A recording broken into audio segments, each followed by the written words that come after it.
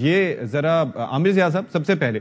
یہ جو army chief کا خطاب تھا، ظاہر ہے کہ جب جو سیاق و سباق سے ہٹ کے اور جو سابقہ لیڈرشپ کے حوالے سے بیانات جس طریقے سے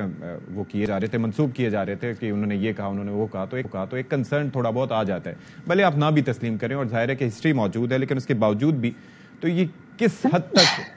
جو آپ دیکھیں کہ مؤثر ثابت ہوا، کیونکہ ظاہر ہے کہ یہ بہت ضروری تھا اس طرح کا بیان۔ جی درست فرما رہے ہیں۔ دیکھیں ایک تو بہت زیادہ لوگوں نے کہتے ہیں نا کہ گرد اڑائی ہوئی ہے، اگر آپ پچھلے چند ماہ کو دیکھیں تو پاک فوج کے حوالے سے بہت زیادہ پروپیگنڈا بھی ہے، گرد بھی اٹھائی ہے، اور اس میں پھر بعض لوگ جو ہیں انہوں نے کہتے ہیں نا کہ ایک اصول ہوتا ہے ہمیشہ جب بھی آف دا ریکارڈ بریفنگز ہوتی ہیں، اشفاق صاحب آپ مجھ سے بہتر جانتے ہیں کہ وہ پھر آف دا ریکارڈ ہی ہوتی ہیں، اور یہ نہیں ہوتا کہ 4 مہینے بعد 6 مہینے بعد، یہ ٹرسٹ ہوتا ہے آپ کا۔ جب بھی آپ کسی بھی آف دا ریکارڈ بریفنگ میں جائیں، چاہے وہ مطلب ہے کسی سیاستدان کی ہو، چاہے ڈپلومیٹ کی ہو، چاہے آرمی چیف کی ہو، تو وہ باتیں ویسے ہی رکھی جاتی ہیں، اور ظاہر ہے کہ جب ریٹائر آدمی ہو گیا اس کے بعد ہمیں نہیں پتہ کہ کس سیاق و سباق میں وہ بات کہی ہوگی،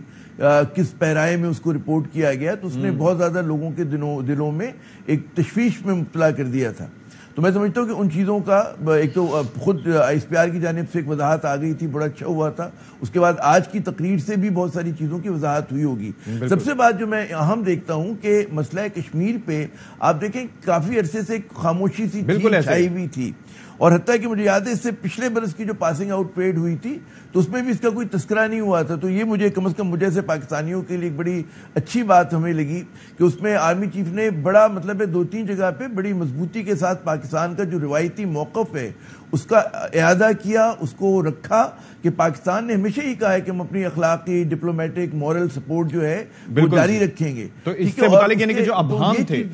جو خدشات تھے، جو ابہام تھے، وہ ختم ہو گئے، اور خاص طور پر آپ کو یاد ہوگا کہ مسئلہ کشمیر کے حوالے سے مجھے اگر اجازت دے اشفاق، ایک اور چیز جو دیکھیں انہوں نے یہ جو بات کی نا کہ دشمن جو ہے وہ ان کا اگر کوٹ کرنے کی اجازت ہے کہ دشمن عوام اور مسلح افواج کے درمیان دراڑ ڈالنے کی سازشوں میں سرگرم عمل ہے، تو یہ ایک اہم چیز ہے۔ اور جو آپ نے بھی بات ہائبرڈ وار کی کہ دشمن جو ہے ریاستی اور سماجی ہم آہنگی کو متاثر کرنا چاہتا ہے، یہ بھی آرمی چیف نے آج ہی کی تقریر میں کہا۔ یہ دونوں چیزیں جو ہیں مطلب ہے آج کے دور میں ٹینک، میزائل، جہاز تو بہت بعد میں چلتے ہیں، پہلے جو حملہ ور ہوتے ہیں وہ لفظ ہوتے ہیں، وہ وی لاگ ہوتا ہے، وہ ٹی وی پروگرامز ہوتے ہیں، وہ مطلب ہے ٹویٹس ہوتی ہیں، تو اس کے اندر بھی وہ ظاہر کہ دشمن 2 طرح سے حملہ ور ہوتا ہے۔ ایک تو ظاہر ہے کہ آپ کی سرحدوں سے باہر سے جو پروپیگنڈا ہو رہا ہے، ایک بہت سارے لوگ ہو سکتا ہے، میں نہیں کہتا کہ دانستہ نادانستہ طور پہ بھی استعمال ہو جاتے ہیں، اور ہو رہے ہیں، ہم نے دیکھا ہے یہ چیز، کیونکہ آج کل صحیح غلط کا فرق کرنا بہت مشکل ہو گیا ہے، تقسیم افورڈ نہیں کر سکتے۔